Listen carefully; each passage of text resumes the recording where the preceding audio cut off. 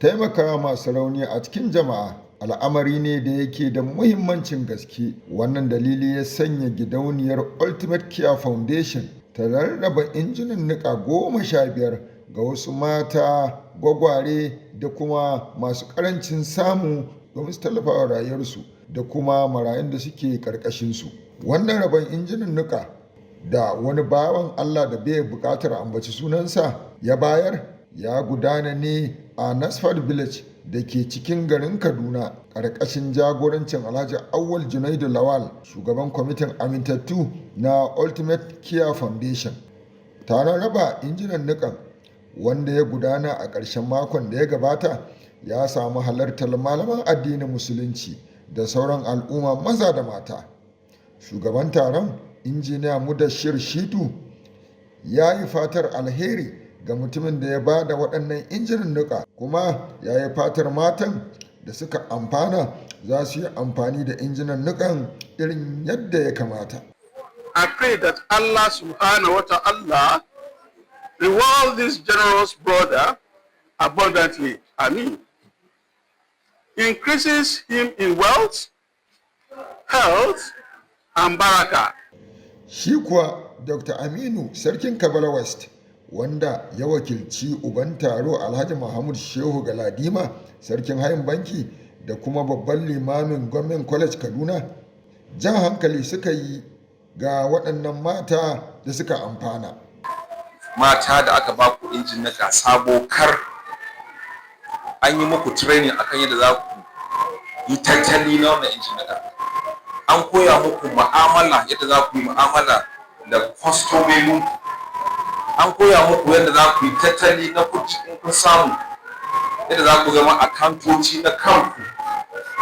An kuma gaya muku dalilin baku wannan injin niƙan, babu almazaranci. Ana son ne ku gina kanku, sannan kuma nan gaba ana sa ran ku ma ku taimaki al'umma. Wannan abun amanan Allah ne. Wannan abin da wannan bawan Allah ya baku, wallahi wanda ta je ta ɗauki injin niƙa ta siyar, wallahi Allah zai kama ta. Ta ci amanan Allah, ta ci amanan wannan bawan Allah. Wanda ya tsawwala ma an ba ku yi ma mutane sauki, shi yasa aka ce idan aka yi empowering mutum ɗaya, al'umma ma akwai impact, directly or indirectly. Ku yi ma al'umma sauki ta da su ma za su samu saukin sarrafa abincin da za su ci. Ta haka Allah zai ƙara albarka a cikin sana'arku. To yanzu wannan dama ce ke da Allah ya zaɓe ki, kika samu wannan injin niƙa. Idan kika ji an ce akwai wani wuri da ake raba taimako, to ba ki ciki. Ke kada ki je don kina da hanya ta neman abinci. Ki wadatu da abin da Allah ya raba ya baki, ki yi amfani da shi. Kuma ma sai na ji sakataren yana cewa idan ma mashin ɗin ya lalace za a iya zuwa wato nan dan ku sanar dan a gyara muku. Wannan shagwaba ta yi yawa, amma akwai manufa ta alheri a kai.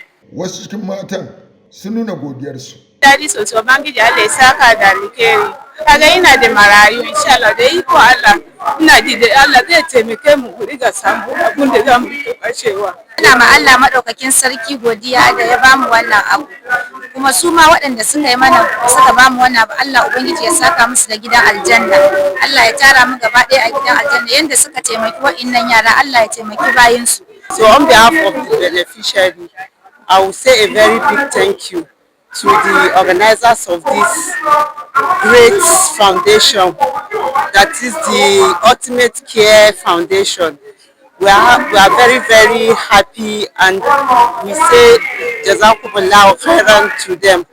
A zan tare mu da shi, shugaban kwamitin amintattun na Ultimate Care Foundation, Alhaji Awal Junaidu Lawal, yana cewa abin da zan ce shi ne cewa wanda Allah ya ba yi tunani cewa Allah ne ya ba shi ba shi yake da shi ba, wata rana zai bi shi. Saboda haka lokacin da muke rayuwa tunani menene za mu iya yi wanda gobe mu tafi za a tuna da mu cewa wani kaza abin da yi. Akwai talauci da yawa a cikin wannan kasan mu, shi ya haife iri abubuwa wanda yake damu mu. Saboda haka muna yin wannan ne, muna ba da tuna mashin don mata mu sani mamarayi su samu abin yi wanda za su rinda ba da hanyar ci abinci kuma su kula da ainihin family nasu. menene sakon da su wanda suka samu cin gajiyar wannan da su biya wanda sun yi